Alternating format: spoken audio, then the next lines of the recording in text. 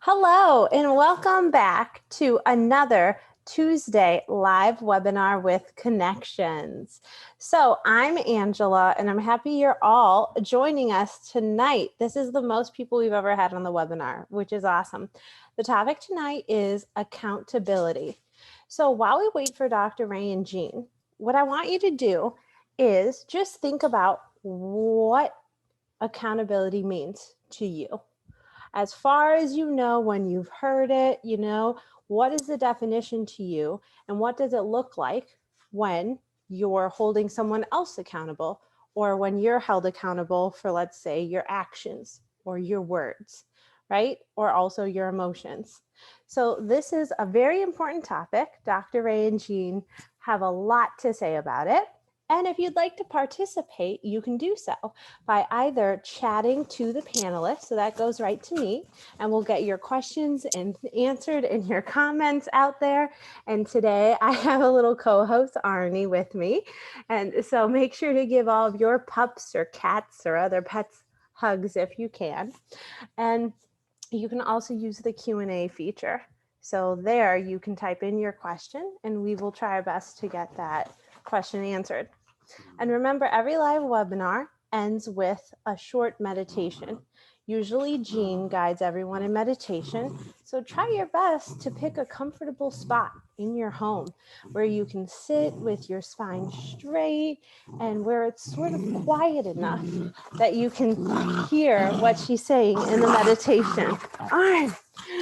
Thank you for being understanding, right? Most of us are home or traveling for the holidays. So I have my pup with me tonight. So remember, if you have anything to say, you can comment or use the Q&A box. But while we are still waiting for them, what I'm going to do is tell you what I think about accountability. So accountability, I think, it can be really easy to hold others accountable for their actions. Think about how we talk to our children, right? Telling them when we're disciplining them why we're doing so, in most cases, right? To show them that they have responsibility and they should be held accountable, right? We also hold accountable other people for the things that we think are good, right? And I see that as, how do we reward them, right? Are they accountable for this good choice they made that might have impacted us? Holding ourselves accountable can be difficult, right? Think about an argument with your partner. Think about a giant disagreement in your romantic relationship or in a relationship with your family member, right? And how does that look? You holding yourself accountable for your part in that relationship, for your part in that choice that you two or the whole family agreed on, right? And what we'll get into tonight with Dr. Ray and Jean is that it's not, it's not just about one person having the fault in a relationship. And if you've worked with them before, you've heard it plenty of times. In every relationship with two people, it's pretty much 50-50. So it's not only, wow, if I'm 50% in my marriage, what did I do? But sometimes I'm holding myself accountable by saying, what am I not doing that I should be? Hi, Dr. Ray and Jean. Happy that you joined us. So we are ready for you two to talk about accountability.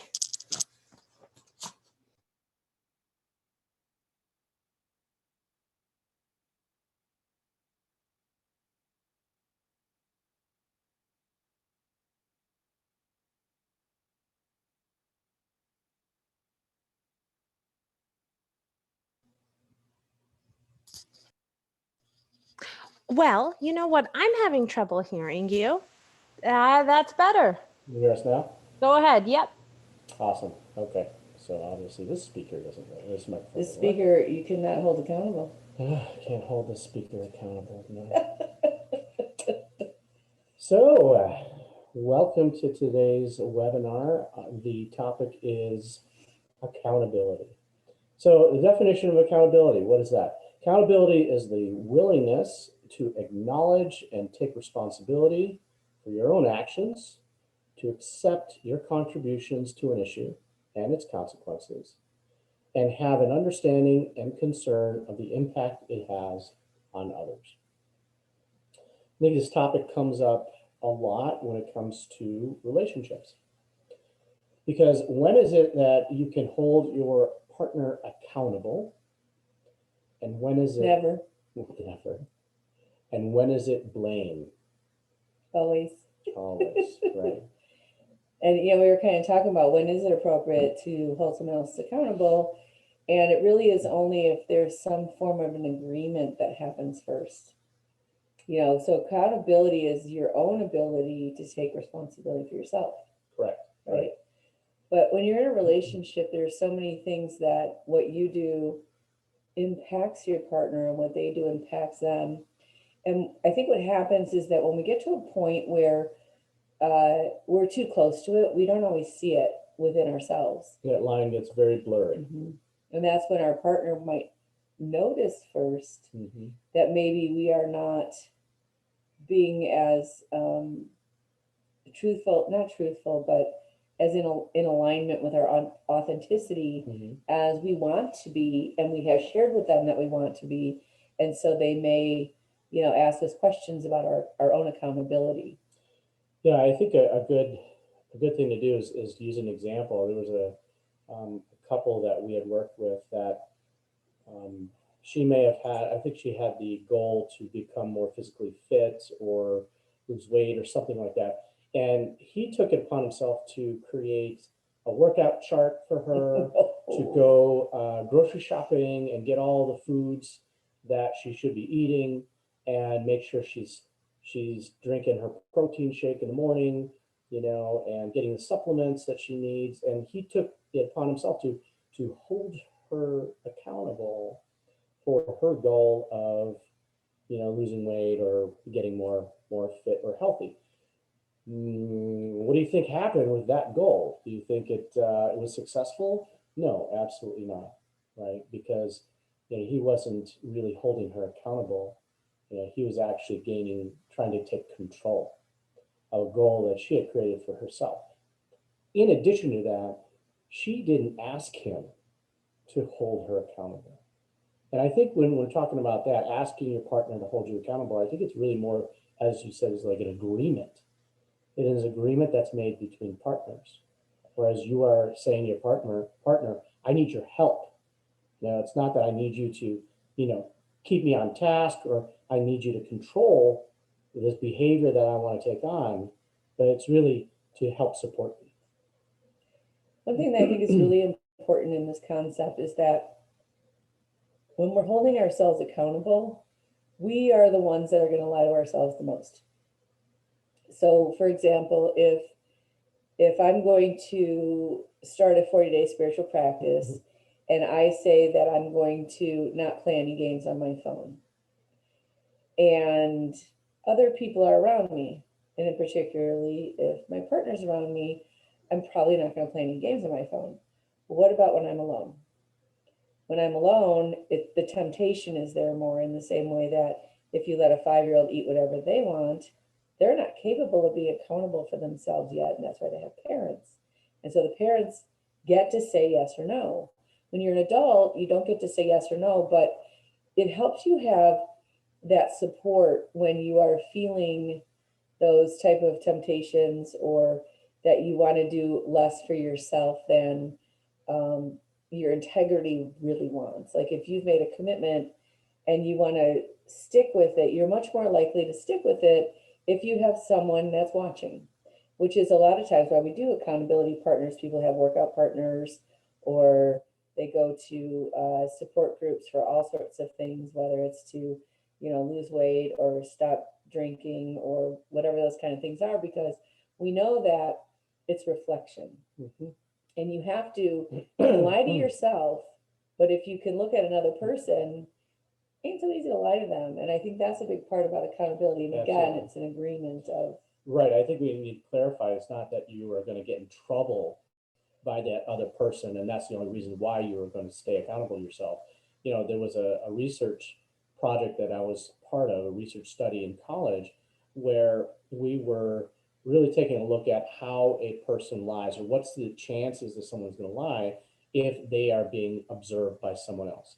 And in that study, we had people take a test, and they had someone that was next to them that was trying to get them to cheat. And in both scenarios, in one scenario, they had a mirror that was right next to them. And in the other scenario, they didn't have a mirror. And, the tendency for people to go along with the cohort and actually, and to cheat, that usually happened in the case where there wasn't a mirror. So that reflection piece is really big. And your partner and anyone who is like an accountability partner for you, they provide that mirror, that reflection of who you are, right? And you see yourself through their eyes and through their perception of your integrity, really. And in that way, you're able to hold yourself accountable. I think, we talk about like New Year's resolutions, people who make these goals and resolutions at the beginning of the year, the chance of you actually being successful in those goals and achieving those goals depends on whether you have announced it to other people. And if you haven't told other people that this is a goal that you're going to achieve, you're more likely to actually achieve it. And that's just because you are using other people to hold yourself accountable. Because we lie to ourselves. And, there's that connection between our, I guess this is what Freud would call the id, right? The id is the part of us that wants to do whatever it wants. It doesn't care about consequences.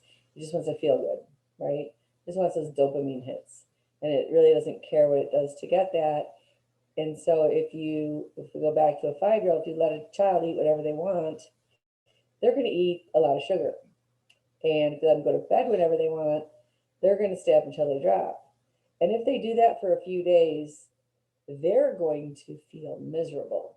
And they're going to make everyone around them miserable. And so it isn't about like getting in trouble or anything. There's like natural consequences to behaving in a way that it's like short-term feel good versus long-term payoff. And we all have to struggle with that because we all have that part of ourselves that wants to do what it wants. And this is the reason why happily married people are fatter. Because it's so easy for us to say to the other person id that, hey, not today. Let's instead of working out, how about this? And then the other person goes, yeah, let's do that. Because, and we've talked about this before, that growth requires uncomfortableness. You don't work out with a feather, you work out with something heavy, because that's what's going to create strength inside of your body. And it's the same kind of concept. Well, I don't know if you've ever had a personal trainer, but they have really no idea how much you're capable of lifting. And so if you don't tell them this is too light or too heavy, you could get away with some stuff. Obviously if it's too heavy, you're like, oh, I can't do that. But, who are you really like hurting if you tell your trainer, oh, go light on me today? It doesn't impact their body, it impacts yours. And the reason you're there. And it's kind of why we use personal trainers for accountability, because they can say, hey, you got to get this in, and they watch you get it in, and then you're like, all right, I got it done. Whereas, I don't know about you, but I've gone to the gym and started walking on top of them, like, I just don't feel it today. And even I get all the way there, like, I kind of want to just leave, and sometimes I do. So if you're with someone else, you're like, come on, you got all the way here, just take 15 minutes. Let's do at least 15. And that way you're striving for more. And it's really an amazing thing to strive for more with a partner. Because when you do that, and if you've listened to especially the first episode of our podcast about when you go through something that is difficult, it forges more of a bond for the relationship. And so not only did you get it done, but so did they, and you both can go, all right, high five, that's great, and let's grab a beer now, something like that. But you have that successes and the lack of success. And so a lot of times when we see a relationship, there's a lot of stuff they're doing wrong. And the things that they're doing wrong are they're not spending time together. They're not reaching out anymore because They've just been vulnerable a little bit too much and gotten rejected, that they're sort of tired of that. So they're going for something more certain. And what's more certain? Kids are more certain. All the distractions are more certain. All the things that don't let us down, that easily make us feel good in the moment, doesn't help us long term. But at least in the moment, we're feeling good. When you add those moments up to weeks and months and years, it makes us really sick, actually. And as an individual person, sometimes we get there by ourselves and we're like, all right, I got a problem, I better do something about this. And if your partner is or isn't on board, it really makes a difference in how difficult that is. And even if, like, it doesn't even mean they have to do something with you, but if you want to change your life, you have to carve out some time and space for that. So they may be like, good, you go, do what you need to do, and I'll take care of the house or whatever, which is really supportive, as opposed to them saying, well, I don't know when you're going to fit that in. You better get up at 3 a.m. because, you got to get everything else done too, when you're trying to make a change. And, we always appreciate comments, and a couple of people are giving examples, Jean, about what you said about carving out time to make changes for one individual in the relationship. One was losing 20 pounds, right? When my husband didn't need to. And another one was training to run a marathon when their partner wasn't interested in the same thing. Which takes a lot of time and resources from the relationship and from the family, because that's a really big commitment. And so hopefully, even though they weren't interested in running the marathon or didn't need to get on a diet plan or whatever, they were able to at least be supportive.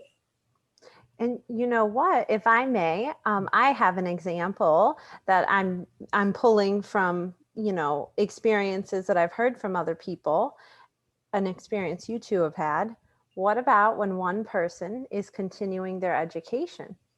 And we know that grad school programs, such as a doctorate, could be very difficult and time consuming. Yeah, that's an understatement about it being difficult. And yes, the doctorate program was, and going through that, not just the school part of it, but free intern, that services I had to provide. To work at an internship without pay. Yes, without pay. In Not addition that they were to, free to you. right. You did it for free. In addition to, running a company full time as well. But, that took a lot of support on Jean's part, to be able to kind of pick up the slack. And there was a huge amount of slack that was created because of that. And I've said on past podcasts, if I could do it over again, I would not have gone on and gotten my doctorate. I absolutely would not have, because of that, the toll that it takes, and, the thing is that this is a very complicated issue about accountability, because it's not equal, if it's not equal support, and each person is holding themselves accountable and using the partner as a support, and that's, balanced in that way. Now you're in a situation where one person is telling the other person what to do. And that's the number one thing you can expect in all human beings, that if you are told what to do, you're going to rebel. Mm-hmm. There is an inkling to say no. There's an inkling to take a step back away from that, right? And so partners, they balance that. You might be coming at your partner with good intentions. You said you were going to get up every day, and you said you were going to do this, and now you're not, right? And so are you helping them in that moment to be accountable, or are you trying to take control of something because it's bringing up a fear of yours, right? What's going to happen if your partner isn't successful in something that they have stated they wanted to be successful in, right? Is that a reflection of you? And so there are a lot of these issues that are brought to the surface, and you could apply this to a lot of different issues within a relationship. And if couples are not attending to it, it causes a huge rift. I'm unfortunately reminiscing a little bit about your doctorate program, which was a trauma, really actually. difficult time of our lives, but and one that I was actually not on board with when he wanted to do that. I knew what it was going to cost. You know, our kids were young, and he was going to take time away from that, and they're never going to get that back. And there were definitely points that it was so stressful on you that I think and I don't know if this is holding you accountable, but it's like, you know, this isn't just you going through this. This is all of us investing in you doing this. Mm-hmm. And like, you're not just letting you down if you know, don't push through this.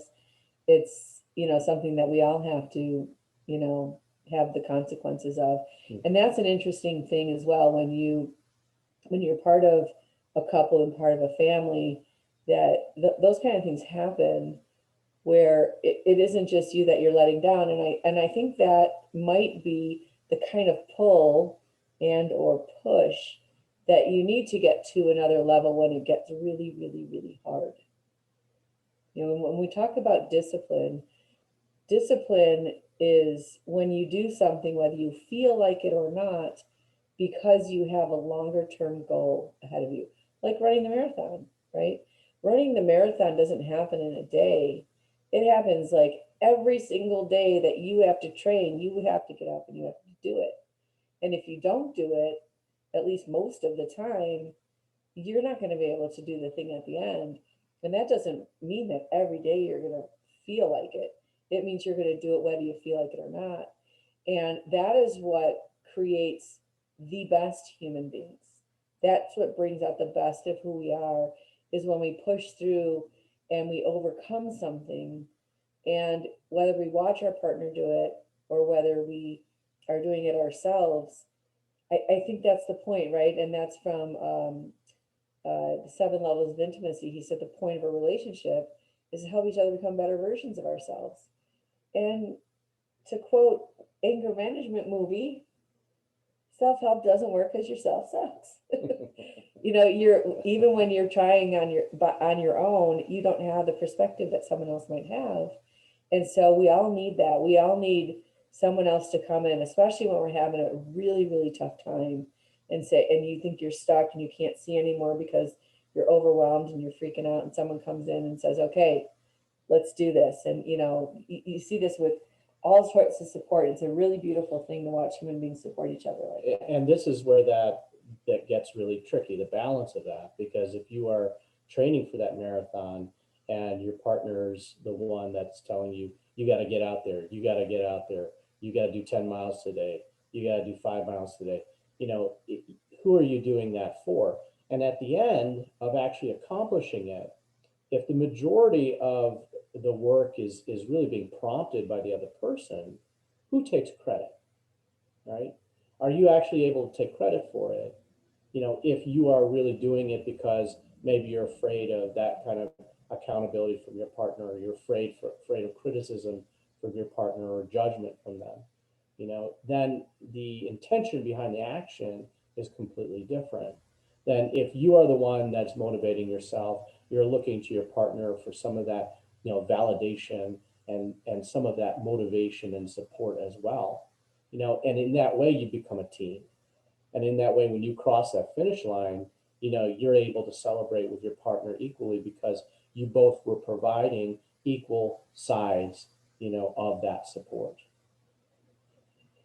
A really great example of that is, you know, we have a Facebook page called On the Trail with Dr. Ranging, or just Ranging. Yeah, on the trail. On the Trail with Ranging. You just said it. Yeah. So, you know, when I was turning 50, I decided to walk 1,000 miles. Ray did not decide to walk 1,000 miles. He decided to walk with me. He didn't have that as a personal goal. It was mine. And so when it got really tough, it was so much harder for him because his North Star and why he was doing it, his intention and motivation was very different than mine.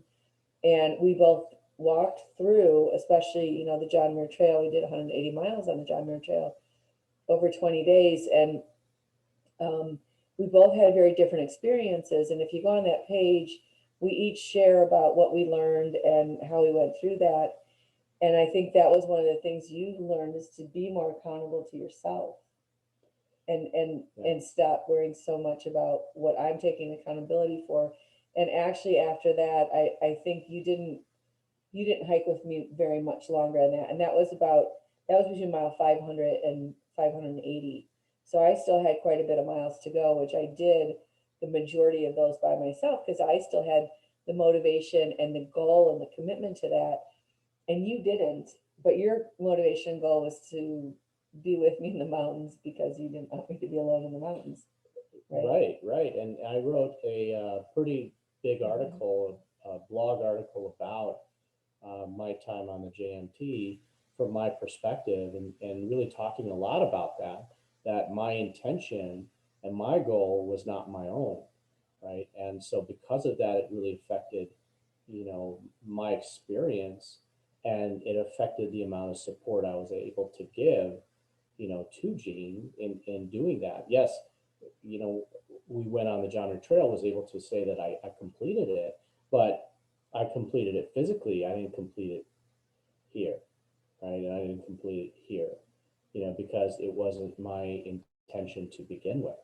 And since then, I have found, a much greater appreciation and actually love for hiking and going out into the mountains, and being away, and even going through the really difficult parts of hiking, and going up mountains, and dealing with that physical difficulty.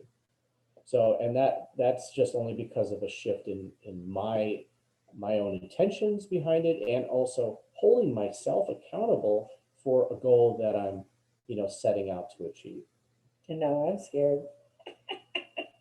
Cause I gotta walk it too, and now but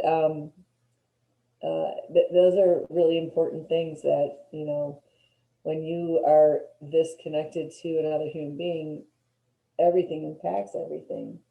And so even if I would have done it by myself, I would have had to leave him home for a month, which still would have impacted him. I mean, you were going to be impacted either way because, and that's what you knew. You knew I was going to do it, and you were like, you didn't stop me from doing it, but you had a choice of either, how you were going to move through that time with me. And oddly enough, is after actually going through that whole process, it was only after having that experience that I had made a decision then to go to Vipassana and do the 10-day silent meditation retreat.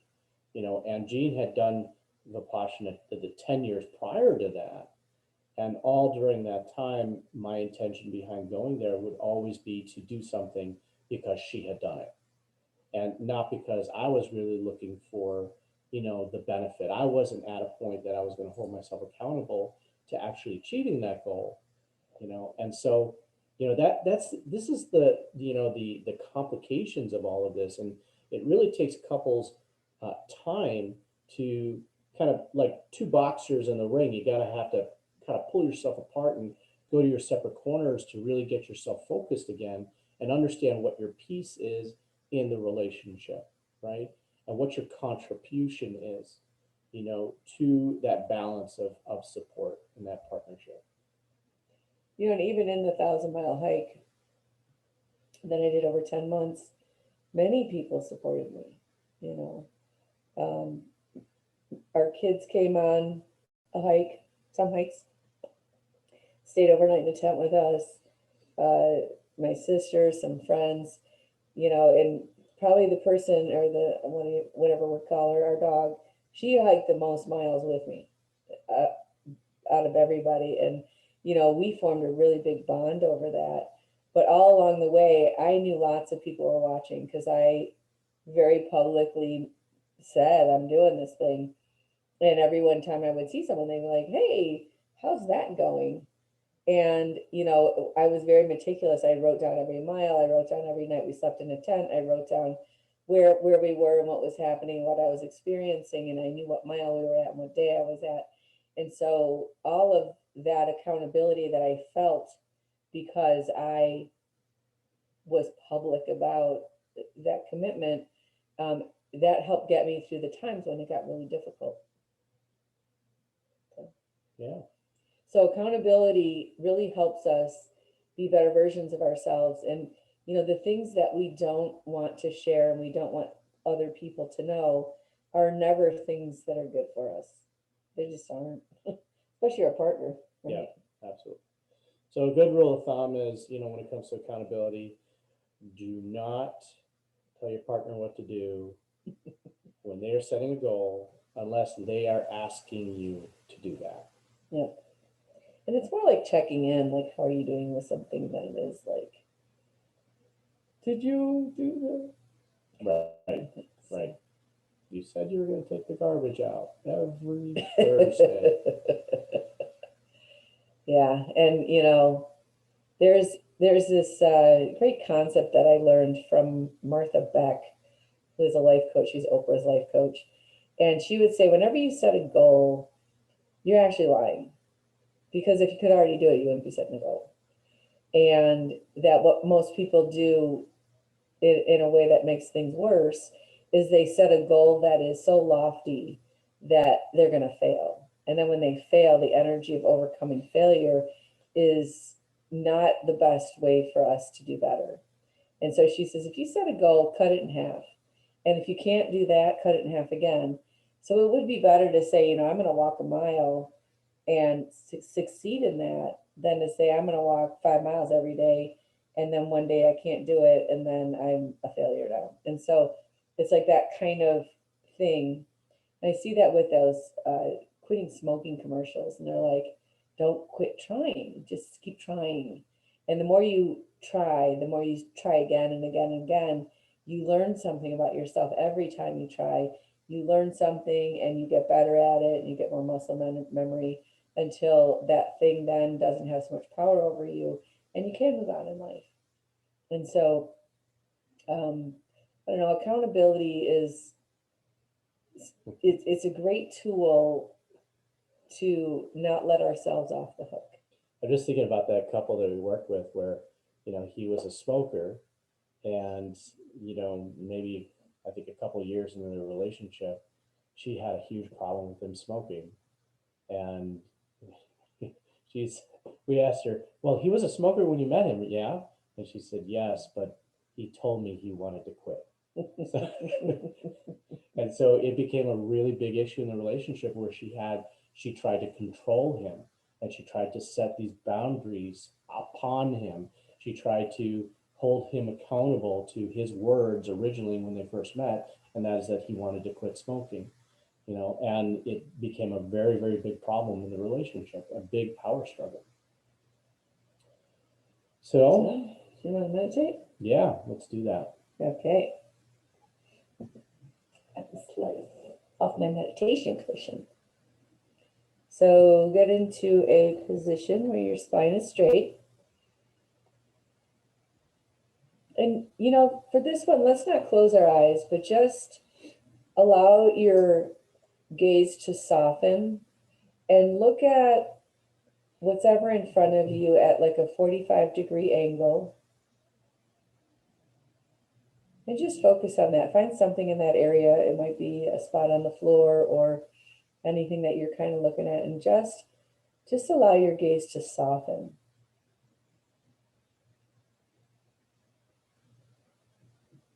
And when we do that, when we allow ourselves to meditate with our eyes open and staying connected to the environment, then we can bring some of this energy to our daily life. So just focus on your breath.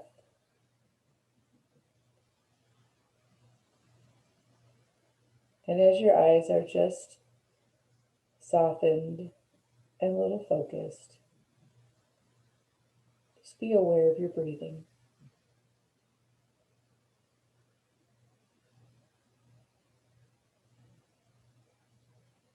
Be aware of the placement of your hands.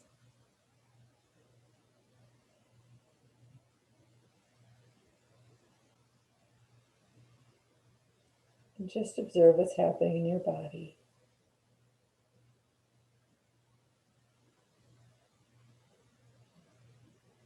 Be aware of anywhere in your body where you feel tension.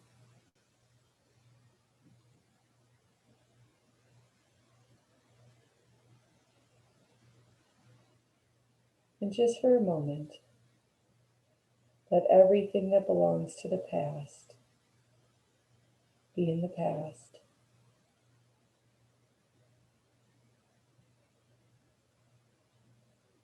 Even the words we just talked about accountability are part of the past.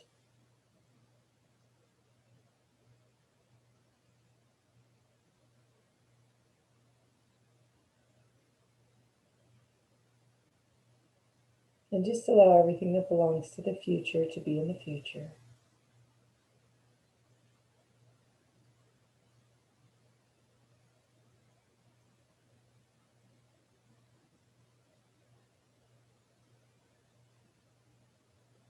And just be in the present.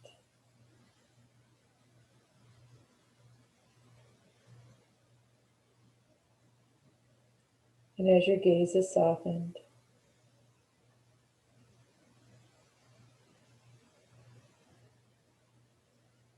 and you're aware of your breath,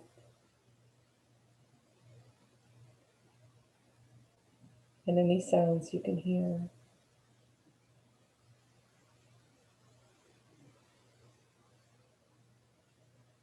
think about the concepts of the past, the present, and the future, like a pendulum.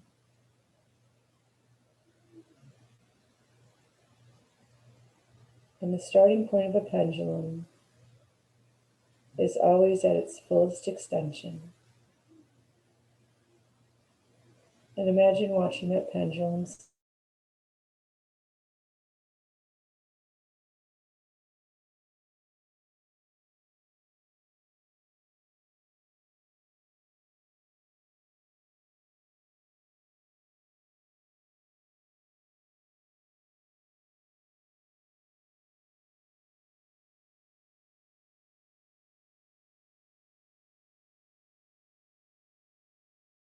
stops before it's going to continue on into the future and create another arc. And it's that moment that's the present. It's that moment that has the greatest potential to change the direction.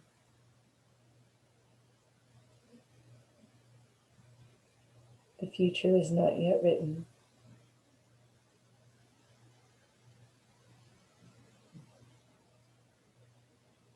Feel an excitement about the possibility of just gently shifting direction. And allow gravity to pull the pendulum of your life down and across to the other side, to the next moment of potential.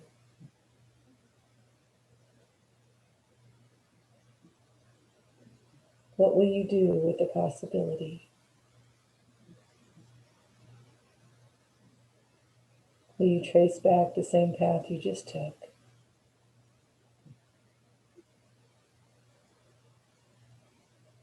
Or will you make a slight change and go in a slightly different direction?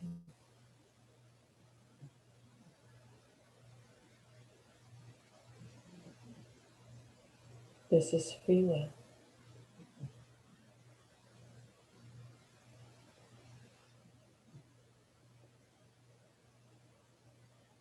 And again, just be aware of any tension in your body,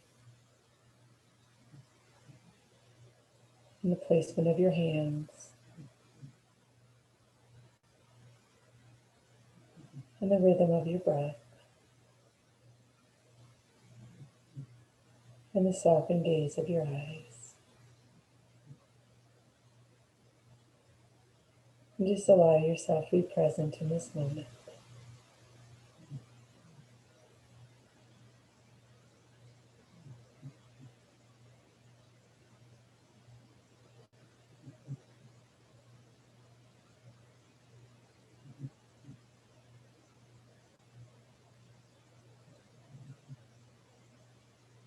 All is well.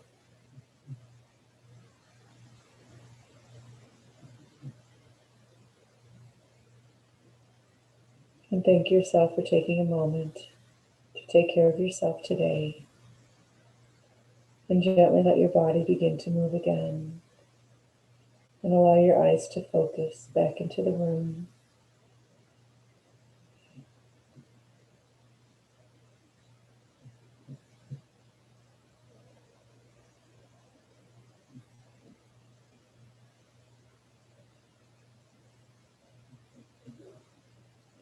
Sometimes meditating with your eyes open is really impactful. Yeah, sometimes it helps you kind of stay present and not allow your mind to take off, although your mind just does tend to wander off like that. So, but yeah, it's a very different form of meditation. And, some people in our chat have said that actually softening their gaze made them sort of feel sleepy, more so than in the past when we've meditated together and you all had guided us to just close our eyes, right? And I agree with that. So thank you for those comments, right? Sometimes closing our eyes immediately is sort of hard. We feel like we're pushing them closed. But this softened gaze felt a little different. And, I have to make mention, you had talked about transformations tonight, and that we are going to be holding a transformations, program as well. And that's going to be in March, I believe, right? March 20th. I think it starts the week before March 20th, maybe March 13th will be the informational session, and there's no charge for that session. So we can get you all the details for it. And transformations is a 40-day practice that you make a commitment to do every day for 40 days, a meditation, sun salutations, and commitments. and chanting. Right, and chanting, yes. A really important part of it. And it is probably one of the most impactful things that I've watched people transform their lives through, and that we've all participated in that many, many times. And as we put that together, we're going to get some testimonials from people who've actually done it. And I wish I could explain it better. It's just really something to experience. It's not something you can explain so easily. So look for that, and that you'll find that in the program section of Connections. And the transformations group, right? Because you're part of a group during that 40-day practice, it is a great place for others to support you and hold you accountable. Yeah. So, I mean, that is the topper on today's talk, right? That's a group that will hold you accountable. Yeah, absolutely. And I will also be hosting a men's empowerment group, and that'll be in mid-January. That will be coming up on the part of the paid programs as well, and you'll be able to take a look at that. Talk about holding, another guy accountable, and that group will definitely be doing that. And you also have some things coming up, correct, Ange? Yes, I do. So I have a crush anxiety group, and it's going to be more so focused on learning about anxiety, the physical symptoms, avoidance, which is a huge part of it, right? And sort of how you can start taking steps towards managing anxiety. And that will be up to once we talk more about the men's empowerment group. Awesome. Sounds great. All right, everybody, have a great week. Oh, one more thing, December 29th. And please, if you know anyone who could benefit from this, have them join Connections and come to this. At the end of the year, we always like to do a little ritual that has to do with releasing stuff that belongs to the past. Especially this year, we could all let go of 2020. I don't know anyone that's excited that they lived through this year. And then, really preparing ourselves to bring in, manifesting what we really want to create in 2021. So that'll be the Tuesday night. That's the 29th of December. And again, Connections is free. Just have them sign up and join us on that link. And it's a great thing to do. Awesome. Okay. Have a great week, everybody. Good night.